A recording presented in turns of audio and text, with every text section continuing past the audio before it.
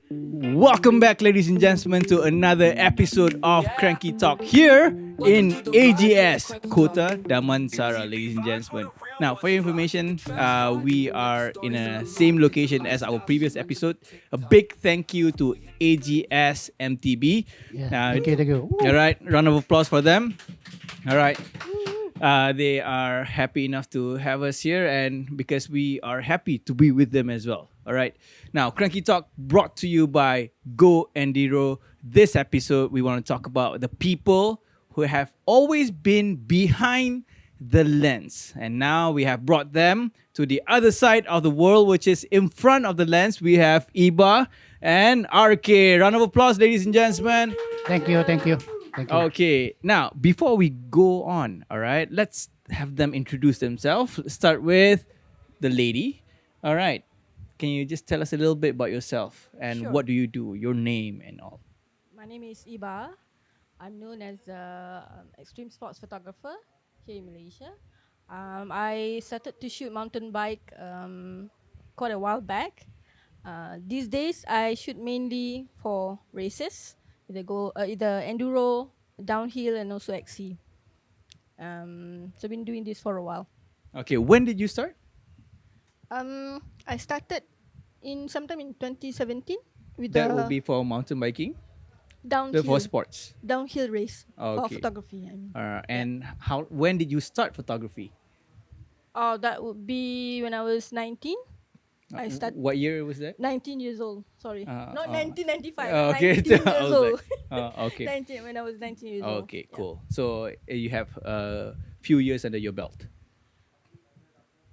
Quite a number of years because I'm 43 now, so you can actually do the okay. math. All right. 43, 43 tolak 19 lama juga. Okay. All right. Cool. Thank you so much, Ibah. RK. Hi, I'm RK. I'm a sports photographer, but mainly a weekend sports photographer. Weekdays jaga cucu. Ada cucu. Aku tak tahu. So Okay. I only shoot Saturdays and Sundays. Okay. Monday to Friday jaga cucu. Awesome. Before this, I've been shooting since in my 20s, around there. But normal 9 to 5 job got into the way, so I kind of put the camera behind a bit to concentrate on my day job. And I only started to get back seriously into photography when I was about to retire. That was like 3 years ago. Then I was thinking, nak buat apa retire ni, tak boleh lah nak duduk saja kan. Nak keluar kayu every weekend pun lutut dah tak kuat dah. Okay. So I was thinking, kamera ada, why not? I just get back into it. Masa tu tak terfikir lagi nak buat sports. Masa tu ingat nak get back into events, tapi dah tua-tua ni nak go back into weddings, nak arah orang posing sana posing sini macam kekok lah. Yeah, of course. And then one day I started shooting because I'm also cycling. So naturally I started shooting kawan-kawan rides on the weekends apa semua. And then ada one day one of my friends cakap, abang lelaki nak shoot downhill biking tak? I said, kat mana Bukit Dinding? That was BDDH 5 I think. Okay. Of course lah, I jumped to it because What year was that? Tahun bila? BDDH 5 was like 2 years ago. Kan, 2 years 2 years ago. ago. Pandemic lah, post-pandemic, Just right? after pandemic, Post pandemic, yeah. Because number one, I love the jungle. Suka masuk hutan, camping, hiking and all that. And then I love cycling. I started with mountain biking and then went into road bikes and then also gravel biking. And also I love shooting. So when I'm offered the opportunity to do all these three things at one go, of course lah melompat. Right. So Tinggal lompat basikal je kan? lompat basikal tak boleh dah. Yeah, Betul okay. dah. Okay. All right. Awesome. Now, I think I was shooting mountain biking for a while jugalah kan. Shout out, check out my Instagram, My Dirt Diaries dulu. Sempat lagi lah kan. Sempat pelak. Lelaki. Sekejap je. Aku upload 3 bulan je. Lepas tu aku dah malas. Kan. So,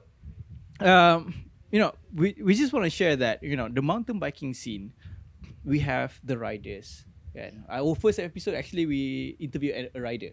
Alright, Aaron Chan. And our second episode, actually, here, we interviewed Pak Boss as a rider himself Mhm. and also a bike shop owner. Yep. All right, and also a racing team. But sometimes people forgot that inside the mountain biking community, which we have made a lot of friends with, are the photographers. They played a big role in the mountain biking scene, especially after races and during races. Kan, dorang lah yang first. Kadang-kadang dorang tak kisah pun menang atau kalah. Yang penting gambar cantik. Betul tak? If you Dia ada look gambar at handsome. all of the Facebook pages, right? The highest traffic is when the photos or videos are being uploaded. Alright? And time tu lah kau tengok orang marah sikit kenapa simpan lama sangat. Pak Bos cakap kenapa sebulan baru nak release gambar. Bukan saya. Itu Bukan go saya. back to the event organisers macam goenduro lah kan. Macam okay. But one thing we want to share a little bit lah. Why do you do mountain bike photography? Probably Ibah want to share something. Why mountain bike? Because I'm not a good rider. Okay. So I want to play something by my strength. Okay. So since I love shooting, Mhm. so I put my bike away and then step onto the side of the trail and started shooting them. And actually it's much more fun for me personally. Instead of being on the bike, because saya naturally sebenarnya seorang yang pemalu. Okay. So I don't want to be on the bike. Nampak lah. Yeah, I don't want to be on Nampak. the bike. So I love mountain biking, but I don't want to be on the bike. So I be on at the side of the trail shooting people riding their bike. All right. And So- what do you feel when the photos are being released? RK. There's a sense of pride when your photos are being released, and also at the same time excitement because yalah macam Ibah cakap tadi, we can't ride, so we shoot people who rides, and then bila nampak when we manage to get all the good shots, the jumps, the crashes, especially the crashes. Especially the crashes. Kalau boleh make sure to burst mode Yeah, exactly. So it's something else lah. Something else. What was the best Enjoyment. photo that you think you captured? You personally captured?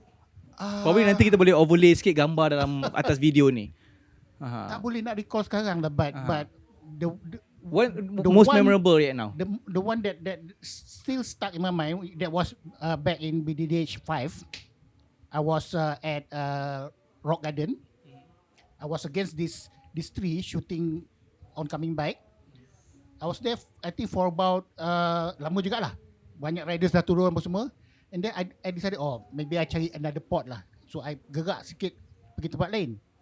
Right then a rider crash on that tree right where I was standing. So Okay. masa tu dapat ambil gambar buntut dia je. But I was thinking, man, I was there just now. Okay. Itu je yang stuck in my mind sampai sekarang. But good thing you moved lah kan. Good I move. What was your memorable pic photo? I'm not going to say it's most epic, but something Okay. that Something that that you can remember yeah, now. I can really remember. It was during the Scarfox Bukit Dinding downhill race last year, and I shot many crashes, unfortunately, but that crash shot that I took was of an Indonesian rider. I think his name is Ranu. So he fell quite badly, and normally when you are shooting a race and someone crashed, and there will be people rushing over to help out and all that.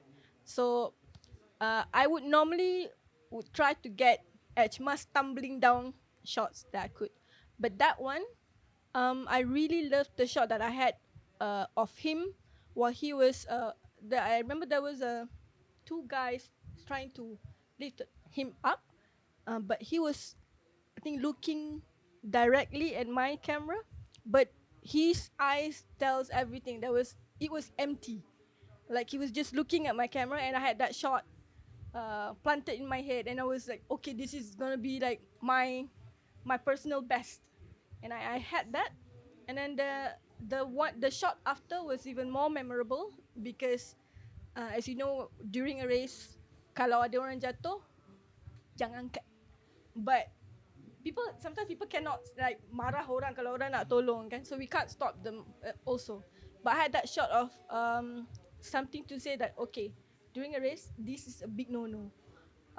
Where people actually datang and angkat dia immediately after, which is something that you should never do during a race crash. So I had that shot, and like something very personal for me, because normally kita ambil gambar crash je lah, bontot tertonggeng, kaki ke atas and all that. But this one is just him looking at my camera, and also the big no of the during an MTB race. Understand. So, yeah.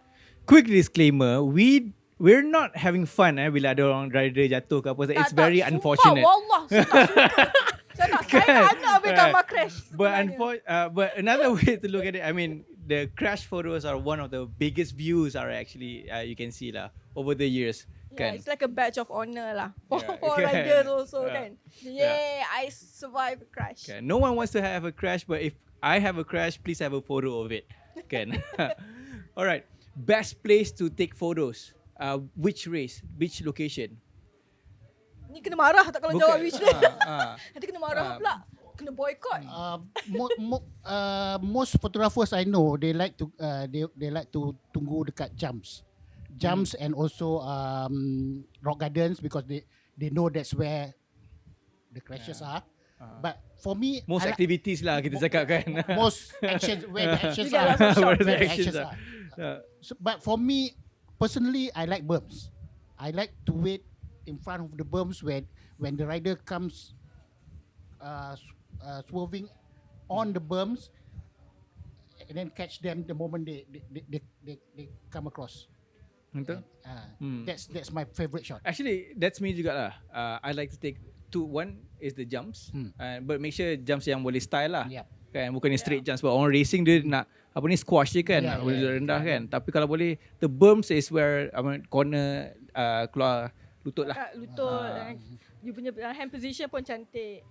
Nampaklah kepak sikit kan. Padahal slow ke. Tak ada. Laju. Okay, sebenarnya kan something new. I nak kena panggil Mi PT datang sini sekejap. Datang. Cepat. Masuk. Phone. Ladies and gentlemen, quick masuk. Kita ada siapa di sini? Rider Estradona. Mi PT Dah ride berapa lama? Forever. 25 tahun. 25 tahun. Woo! Wow. 25 years jubilee. Mountain bike berapa lama? Mountain bike. Enduro racing berapa lama? Racing start 25 years. Gila. Okay, photographers. Kawasan mana kalau boleh nak dorang ada lagi banyak? Tak payah. Tempat paling susah. Duduk situ. Paling selalu banyak yang ambil di tempat yang teknikal. Macam berm, macam Abang RK cakap. Macam Ibah selalu saya kadang nampak anak mata saya ada dekat rock garden selalu. Betul? I nak tunggu jatuh. Tapi susah sekarang I dah jadi penonton. Astagfirullahalazim. Dah jadi penonton sekarang. Okay, terima kasih. Sila pulang ke tempat anda. Okay. Yeah. Alright. So, yeah. Rasanya tempat korang tu betul lah. Kan? Rider sendiri cakap, you need to be more at the berms, jumps and rock garden technicalities kan. Now, what are the challenges when you guys are actually taking photos? This is what riders have never known. Because rider diorang tahu-tahu nak ada gambar je. Betul tak? What are the challenges? Macam nak kena panjat bukit, pakai slipper je ke? Cuba cerita sikit korang punya your experiences. For me, lighting. Okay. Lighting, because dalam hutan lighting is bad.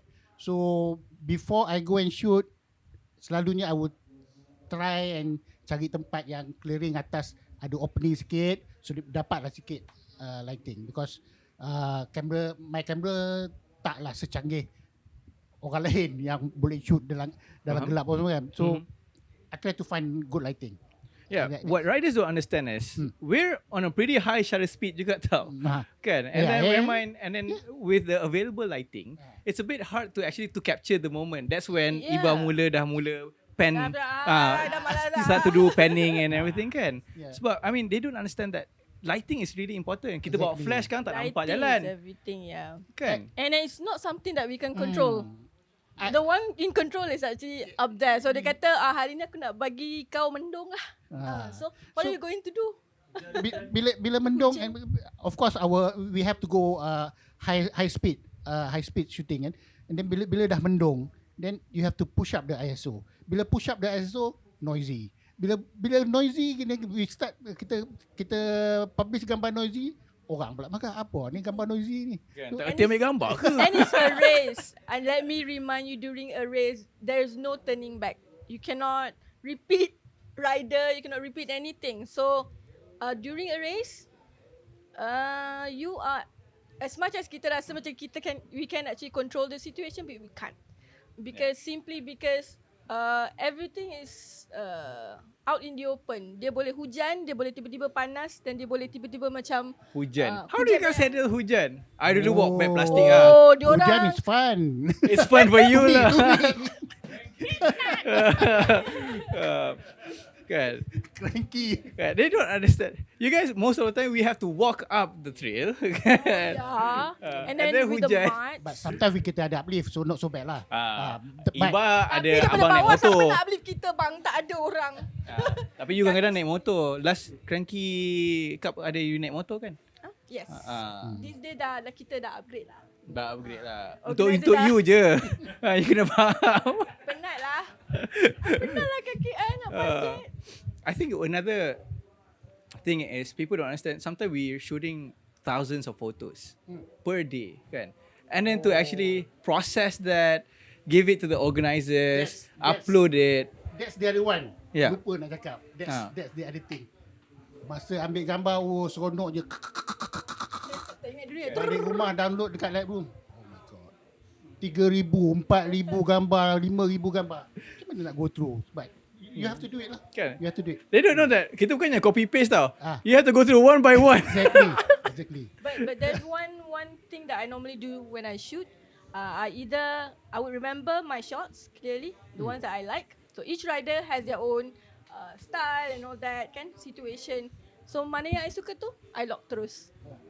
So or I simpan in I do a mental jog in my head. Macam okay, these are that's why I sometimes very important for us to have the sequence of the riders. Sebab kita nak cari, aku hari ni nak cari Sun terjatuh mana ada. So it's easy for us to actually Every photographer ada lah cara dia macam mana nak that's my style process, of actually processing thousand pictures so that I don't waste time. Understand? macam for me, the moment I go back, I download to Lightroom, the first thing I do is I cull. I will go through forward gambar, dapat yang macam I shoot tanah, terus mark for delete, then few blur memang tak boleh diselamatkan, delete, then buang yang tak boleh pakai tu, and then after that barulah go one by one pilih mana yang nak pakai. Sometimes we do it at the trail itself. Macam kita nak cepat kan supaya Doing at the balik trail rumah is je dah boleh terus transfer exactly. dalam PC terus edit. Kan? And people don't understand. There's a lot of costs actually for photography lah. Kan? Especially one, you need to have the right equipment that you are comfortable with. It's not just the most expensive you need to find the equipment that you are most okay with. Kan? Bukannya you have the most expensive lens, gambar dah paling cantik. Tak juga. Kan? But if you're not comfortable with it, Exactly. roughly lah, how much do you think you would spend on an equipment for the past 2 years How much lah? I would spend or how much I have spent? You have spent lah, senang lah. I macam nak Banyak cover sikit. I nak cover sikit lah. Macam harga basikal atau lebih basikal? Let's use that. Mine Depending. lebih kurang sama lah. I would say. In my for me, dia bernasib baik sikit sebab I used to shoot boleh mention brands ke? Boleh. Okay. I used to shoot Canon. Dulu before I lay down my camera, I used to shoot Canon. Dan bila I ingat tak nak buat fotografi dah, I sold off my Canon, and then I still need a camera for family vacation whatever. Belilah mirrorless yang kecil. So at that time ada kawan suggested Olympus. Ni portability lah. Portability. So bila dah ada yang satu tu, of course lah, photographer dia tak akan beli satu kamera je. Dia nak tambah lens. So after time I dah tambah sikit-sikit lens. So nak pendekkan cerita, bila I wanted to start back, I dah ada Olympus ni. So takkan nak buang dia nak beli Switch Sony ke gear, apa yeah. kan. So I just continue with Olympus. So Olympus is a bit cheaper compared to the other. Is the it? other I brands. tak pernah check actually. Ya ke? Tanyalah orang yang pakai Canon. I pun pakai Canon. Yeah, Tu and- sana, It's a bit sana. Yeah, It's a Canon. bit cheaper. Because Canon the downs. Okay, it's one of the most is the go-to brand. Mhm. I would say for sports photography. But the thing about it is that the lenses are expensive, and it's And also now the RF lenses. yeah. Have you guys seen it? Oh my Oh my god. God. Kan? Tak ada bunyi. My camera I think is the most noisiest. Tapi senang nak cari mana Ibah. Cakap. tu. There you go. That's one thing lah. But that's one thing lah. Some organisers or maybe some people yang cari photographers ni, kadang-kadang dia orang brand conscious or maybe not really brand conscious, is nak menyedangkan kerja dia orang, nak process the pictures after semua. They only look for certain brands. Canon, Nikon, Sony. So kalau I come along, saya ada Olympus, kami tak ambil Olympus photographers, things like that. Tapi it's okay because Yep. bukan nak kata brand conscious, nak senangkan kerja dia orang, Understand? proses. One thing I just want to share with the listeners right now, kan, and viewers as well, that most of the photographers that is shooting for mountain biking and everything, they don't do it for the money. Nak kalau boleh siapa kata? Yeah, correct or not? Yeah, Tu nak lah, but then I mean, kalau boleh, okay lah. boleh lah, but then Kalau dapat something, okay. kita Kan? ikhlas. But I mean, honestly, most of them are going through all of these challenges. It's not really because of the money. It's the passion behind it's the it. passion. Yeah, we're just crazy Do bunch. you guys agree with that? Yeah, I do, because like I mentioned just now, I love those three things: jungle, photography, bicycles. So bila jungle dapat boy. this opportunity to combine all these three, I mean, of course lah, if we end up selling one or two pictures at the end of the day, syukur lah kan. Siapa That's nak tolak. bonus lah, actually. It's a bonus lah. Yeah, that's it. It's a bonus. But I freaking love when people are sharing the photos that you shot. Kan? It doesn't matter lah. But when people are actually sharing those photos, hey, look of this photo. I did a few passion projects a little bit, and dulu I shot some PCP riders. I did it not because anything. It's just that for fun of it, and then look at what the results that we did. Do you guys do that? For me personally, I love to shoot mountain biking. I've shot a few other disciplines of sports. I've shot golf, I shot climbing and all that. But nothing beats the mountain biking community in Malaysia. I agree with Ibah. So there are two things that often drive me to shoot race. One is the community and second is the karipap. Yep. That's it. Mana dapat karipap? Aku tak pernah dapat pun karipap. Kita photographers dia ada. Photographers dia ada. Kok karipap. Ini rahsia fotografer. Ya. Karipap sebab dia. Okay. Kita bukan nak ambil gambar orang. I nak tambah sikit Ibah cakap tadi. I baru saja masuk di mountain biking community ni kan. Tapi before this I pernah shoot marathons, pernah shoot road bikes and whatnot. But when I started to shoot I started to shoot mountain biking, I didn't start with BDDH because masa I dapat the job for BDDH, I nak familiarize dengan mountain biking. I ask around kat mana I boleh pergi practice. Masa tu Dendai Peladang nak start. So I went to shoot there. That was my first experience bergaul dengan the mountain biking community. I was like blown away with the camaraderie. People, it's like everybody knows everybody, and then skin color, agama apa semua tolak tepi. Everybody was like Coming together. Right. as one. It's honestly it's something different. something different. Tapi kalau siapa tak tahu, from afar nampak macam diorang ni ganas ataupun macam diorang nak cakap ke sembang dengan aku kan. But once you started a conversation and then you found that common ground, pretty cool. Pretty chill, and and what's cool is the person that you met kat satu tempat, nanti you pergi mana-mana race and you found them, they'll be like, kawan lama. You awak ambil gambar saya kan. And I have my personal experience.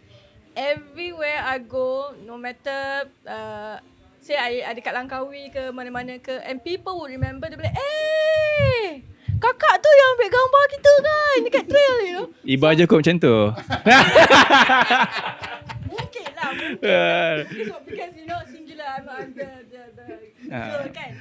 Tapi people would remember because MTB, I think the mountain biking community in Malaysia is not that big. It's growing bigger, yes, but it's not that big. So everyone knows everyone. It's more like a family. So bila kita nak datang shoot pun kita rasa happy sebab kita shoot macam nak pergi shoot member lah, nak shoot kawan-kawan. Kan, shoot kawan-kawan kan. Yeah, shoot kawan-kawan. So I mean that's kawan-kawan hashtag kawan-kawan. Shoot kawan-kawan. So the racers, the organisers, apa semua tu is one big group. And then when it comes to the photographers, lagi smaller group. mountain bike photographers. Balik bukan tu juga. So dah jadi macam ngam lah. Betul lah.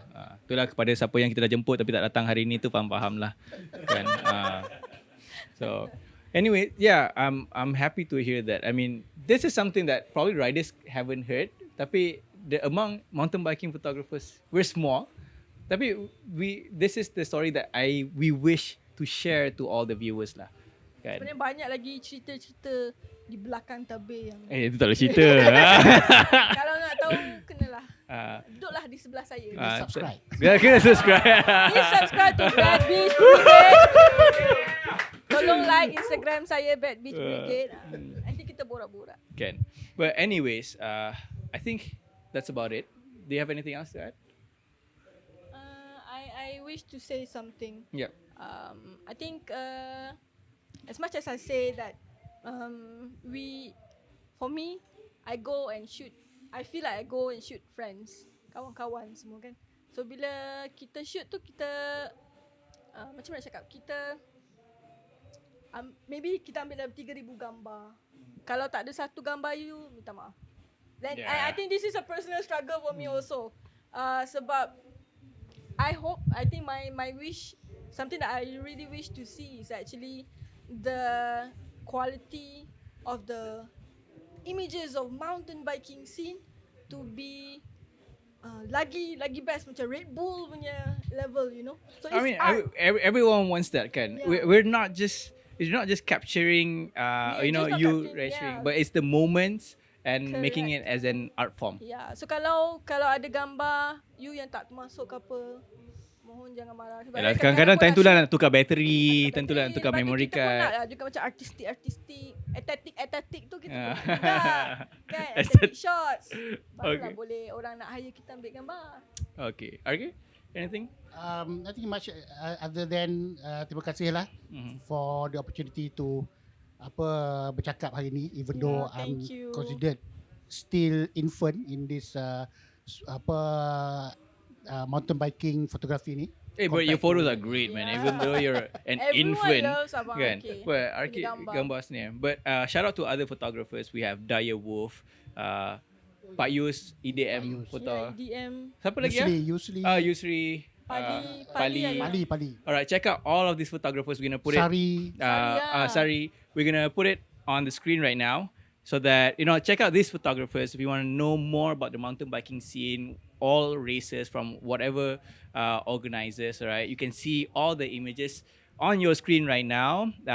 Check them out. Follow on Instagram, and I think that's about it, right? Yeah. All right, cool. Ladies and gentlemen, thank you so much. Thank you, Ibah. Thank you, you so RK, for much. coming for this talk show. Thank you. Till the next one, guys. Thank you.